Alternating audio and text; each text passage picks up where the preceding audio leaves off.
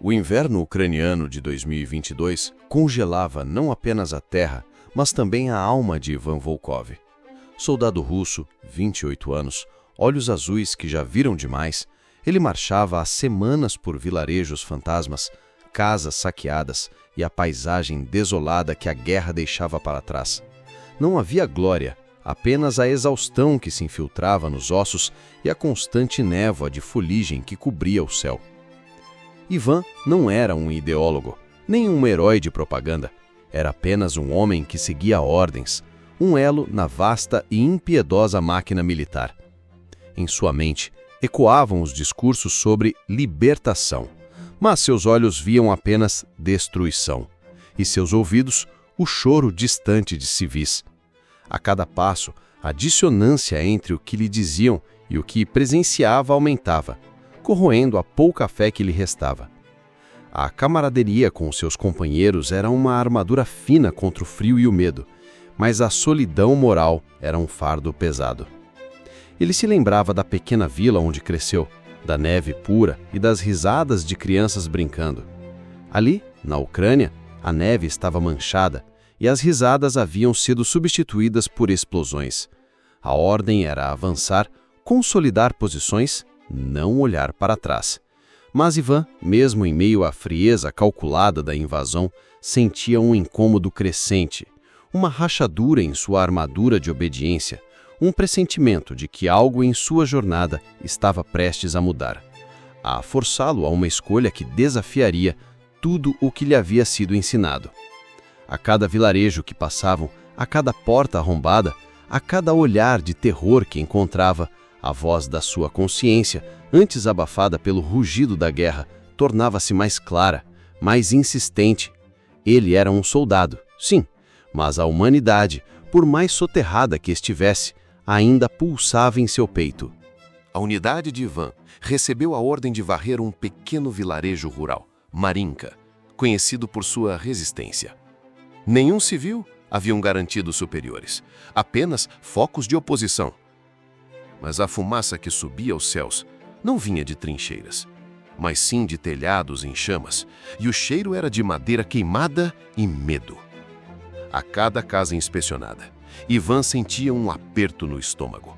As portas estavam abertas, muitas arrombadas, revelando a intimidade violada de vidas interrompidas.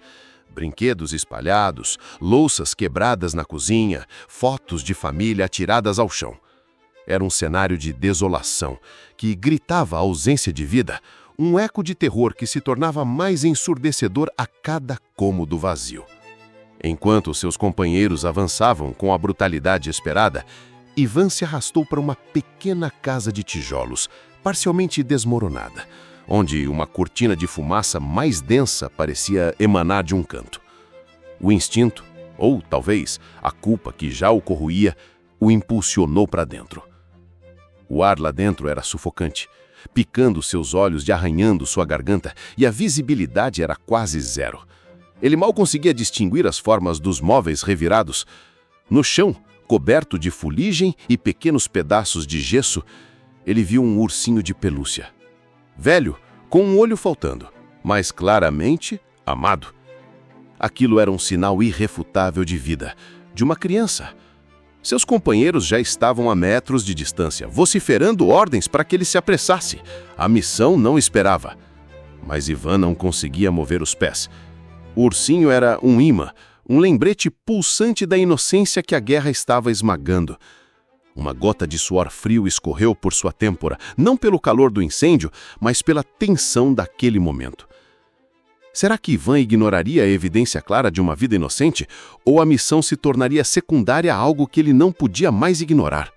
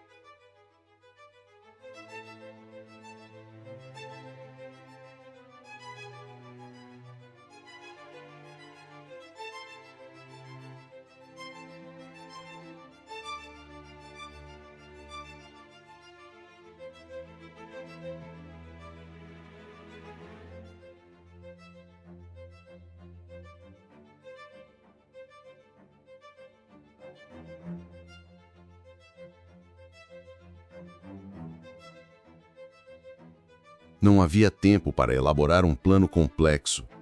Ivan sabia que a única chance de Luba era atravessar a linha de combate, sair daquele inferno em chamas. Ele se levantou lentamente, e a menina, com o biscoito ainda na boca, o seguiu com o olhar. "Vem", ele sussurrou, a primeira palavra direcionada a ela, sua voz rouca e baixa. Luba, surpreendentemente, não hesitou. Talvez a fome ou o instinto de sobrevivência a tivesse feito confiar. Ivan a pegou no colo, um gesto desajeitado para um homem treinado para a brutalidade, e a cobriu com seu pesado casaco militar, tentando ocultá-la. Seu coração batia como um tambor de guerra, não de medo, mas de uma adrenalina diferente, uma urgência de proteger. Ele sentiu o corpo pequeno da menina tremer contra o seu. O caminho até a periferia do vilarejo era um labirinto de escombros, ruídos de tiros e a constante ameaça de serem vistos. Ivan usou cada centímetro de sua experiência de combate para se mover furtivamente, usando as paredes destruídas como cobertura, esgueirando-se pelas sombras projetadas pela fumaça. Em um momento, uma explosão próxima os fez cair no chão. Ivan protegeu o Luba com seu próprio corpo, sentindo o impacto da onda de choque em suas costas. A poeira sufocante o envolveu, e o medo de ter falhado, de ter exposto a menina a um perigo ainda maior, o apertou. Quando a poeira baixou, Luba estava tossindo, mas ilesa, agarrada firmemente a ele. Ele a tranquilizou com um gesto silencioso. A cada passo, Ivan sentia que não estava apenas salvando uma vida, mas também salvando uma parte de si mesmo, uma parte que ele pensou ter sido perdida para sempre na frieza da guerra. A vida de um soldado, que até então parecia ter um único propósito, revelava-se capaz de um ato de amor inesperado. Mas o perigo não estava apenas na batalha. O maior desafio viria ao tentar atravessar as linhas de seu próprio exército. Será que Ivan conseguiria escapar de seus próprios homens para salvar a menina? E o que aconteceria se fosse pego? O sol começava a se pôr, tingindo o céu de tons alaranjados e cinzas, uma paisagem que só realçava a desolação. Ivan e Luba, ainda escondidos sob a proteção de seu casaco, rastejavam por uma vala, aproximando-se da linha que separava o vilarejo do que ele esperava ser uma área mais segura, embora ainda sob o controle russo. O frio era cortante e o estômago de Ivan roncava, mas ele ignorava a si mesmo. Sua única preocupação era a respiração leve e regular da menina em seus braços, um sinal de que ela estava, por enquanto, segura. De repente, ouviu vozes. Soldados russos estavam patrulhando a área, provavelmente consolidando a varredura do vilarejo. O coração de Ivan disparou. Ser pego com uma criança ucraniana, no meio de uma zona de guerra, significaria o fim. Não apenas para ele, mas talvez para Luba também. As acusações seriam de traição, de fraternização com o inimigo. Seu destino seria selado e sua vida provavelmente abreviada. Ele se escondeu atrás de um arbusto denso, a lama fria e úmida em seu rosto. Luba, sentindo a tensão, agarrou-se mais forte ao seu pescoço. Ivan podia ouvir as conversas dos soldados. Risadas secas e o som metálico de suas armas estavam se aproximando. Ele pensou em uma distração, em um desvio, mas qualquer movimento brusco poderia denunciá-los. Era uma questão de segundos, de silêncio absoluto. A respiração de Ivan era superficial, seus músculos tensos, prontos para a ação, mas sem saber qual ação tomar. A vida de ambos dependia daquele momento, de sua capacidade de se misturar às sombras e passar despercebidos. Ivan sabia que estava desafiando o sistema, o exército, o próprio país. Será que esse ato de rebeldia solitária o levaria à morte? E como ele poderia garantir que, se algo acontecesse a ele, Luba estaria a salvo? Os passos dos soldados russos se afastaram, o som de suas vozes diminuindo na distância. Ivan esperou alguns minutos, tenso, antes de relaxar, um suspiro silencioso de alívio escapando de seus lábios rachados. Aquele foi o momento decisivo, o ponto de não retorno. Ele havia se comprometido a salvar Luba, não importava o custo. Ele sabia de um posto de ajuda humanitária ucraniano a cerca de 2 quilômetros de sua posição, fora da área de conflito direto, mas em território inimigo. Era uma aposta arriscada, uma travessia perigosa, mas a única chance real de Luba. Em sua mochila, Ivan tinha uma pequena garrafa de água e o restante da ração. Ele deu a Luba, garantindo que ela estivesse o mais confortável e segura possível. O frio era intenso, a escuridão da noite se aproximava rapidamente e a menina começou a tremer incontrolavelmente. Ivan tirou um cobertor térmico de emergência de seu kit de sobrevivência e a embrulhou cuidadosamente, aninhando-a ainda mais perto de seu corpo. A jornada foi lenta e exaustiva. Cada sombra parecia um soldado, cada som distante um tiro direcionado a eles. Ivan se movia com a cautela de um predador, mas com a ternura de um pai protetor. Luba, exausta, adormeceu em seus braços, um peso leve e precioso que contrastava com o peso de sua consciência. Horas se passaram e a lua, um farol pálido, guiava seus passos. Finalmente, avistou luzes distantes. O posto. Mas antes que pudesse alcançá-las, um flash de luz e o som agudo de um disparo.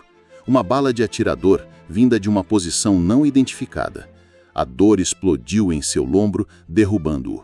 Ele sentiu o calor do sangue escorrendo, mas sua primeira e única reação foi proteger Luba. Rolou para o lado, cobrindo-a com seu corpo, amortecendo a queda. A menina acordou assustada, mas ilesa. Ivan sentia a dor crescendo, a consciência se esvaindo, mas o posto estava a poucos metros. Ele usou o que restava de suas forças para empurrar Luba na direção das luzes. Um sussurro final. Corre, Little One. Luba, apesar do susto e da confusão, obedeceu ao instinto de Ivan. A dor nos olhos do soldado, a urgência em seu sussurro, foram suficientes para impulsioná-la. Ela correu, tropeçando na neve e na escuridão em direção às luzes que Ivan apontara. Em poucos segundos, alcançou o perímetro do posto de ajuda humanitária. Ali, paramédicos e voluntários, alertados pelo disparo e pelo movimento, a encontraram. A cena era inacreditável. Uma criança ucraniana sozinha na noite gelada, tremendo de frio e medo, mas ilesa, e a poucos metros dela jazia um soldado russo, ferido, seu casaco ainda emanando o calor de ter abrigado a menina. Rapidamente, uma equipe de resgate se moveu em direção a Ivan.